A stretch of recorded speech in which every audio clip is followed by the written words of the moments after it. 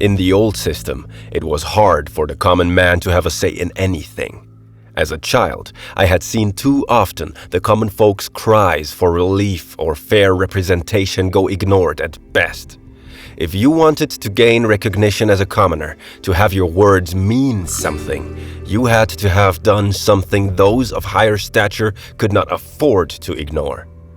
Usually, this resulted in you being seen as an obstacle by the nobles, those who believed themselves superior by pedigree alone.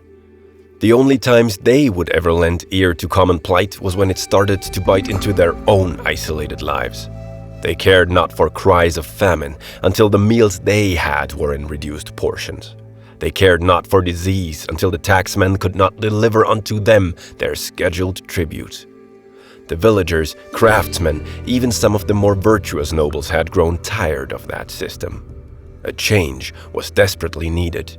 Even as a child, I understood this. I was a commoner, my words often ignored by those in power. There was little I could do, save for bold action. I needed an opportunity, one that could make my name worth remembering. It came in the form of the dragon sorceress. Truly a powerful being, one with enough power and motivation to cause the kingdom grief.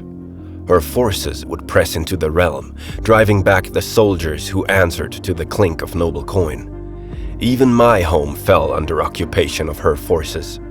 The war that I had sparked had given me the opportunity to claim glory as a conscript in the army. I was not given much in the way of equipment, only in cast-off weaponry that the main force had no use of. I cared not. Whatever my hands could grasp would serve as weapon enough. Survival was hard, but I needed more than that. I needed success, and success is what I carved out for myself. In my first battle, I would fight the sorceress's forces until one of us were forced to run. I made sure that there could be no mistaking who I was on the battlefield, often battling until my weapon broke and I was forced to pick up a discarded one. I had no training, only sheer desperation, brute force, and a large amount of luck. In the end, my poor quality weapon was replaced with one of the enemy's more refined blades. It was that of their commander. I still stood out in the rest of my battles, though in different ways. My initial success had provoked some nobles into sending me into more dangerous skirmishes, in retaliation for stealing their glory. I would survive. Over time, my fighting style changed into something more practical, based on my experiences with the enemy. I grew more calm. My skill was becoming a source of inspiration for my fellow conscripts. I was starting to be called the kingdom's hero. Of course, one man can only do so much. Eventually, the dragon sorceress herself came to attack. She was carving a path straight to the capital. As the hero, I was sent to intercept. "You are just like me," she said to me. "How so?" I said back. "You're tired of the old way of things. Turn back now, and I will not chase." "Can't do that, I'm afraid." Those were the only things we said to each other during the war, just before we fought. It was a stalemate. For all of her magic, I had skill. For all of her power, I had tenacity. In the end, both of us had to retreat. I would be lauded as the hero once again. With her weakened, the army could advance and reclaim territory. I was not aware of how she treated those she occupied, but the lands we reclaimed in the name of the old system were different. Roads were made, irrigation and agriculture was advanced. There seemed to have been an element of stability. I could not help but feel conflicted over this. Though I had heard her speak, I had not believed her until now. The villages seemed to be better, or they did until the army was forced to tear down her evil structures. You'd think it odd that such wonderful developments could be learned from, instead raised. I had always considered this war a means to an end, to change the system. Even now I did. Despite my goals, my ambitions, the villagers I once would call men like me looked at me as though I were a monster. I suppose I could be considered one. I led the charge in reclamation. It gave me a lot to think about. The war ended when the dragon sorceress snuck into the castle, killing much of the royal family.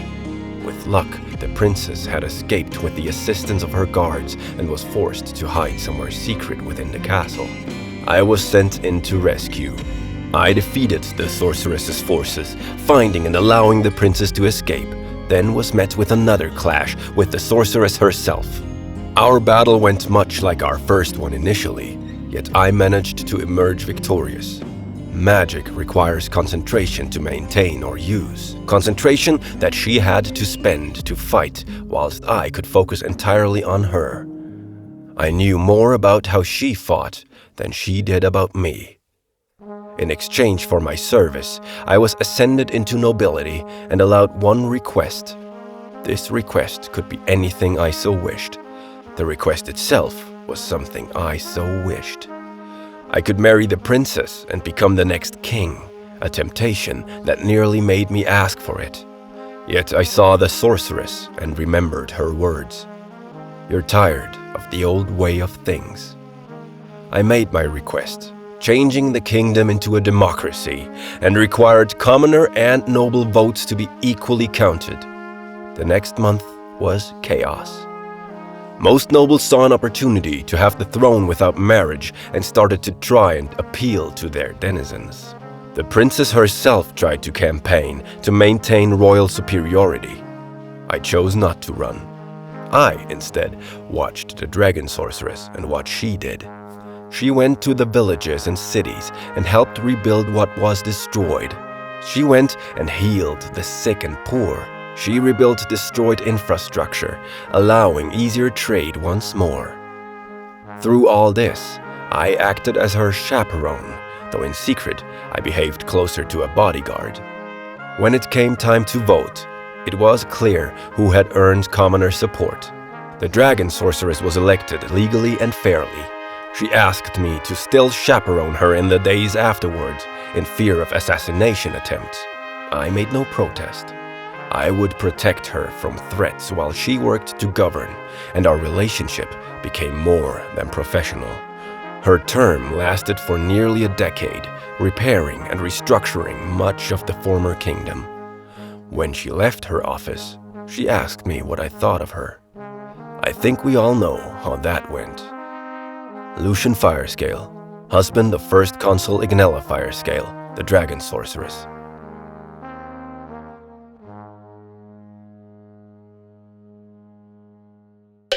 I was sent in to rescue. I defeated the sorceress's forces. Finding and allowing the princess to escape, then was met with another clash with the sorceress's forces.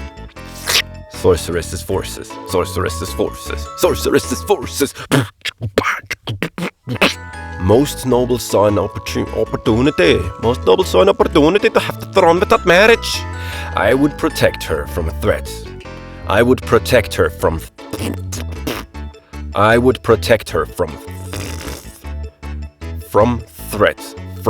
threats. Alrighty.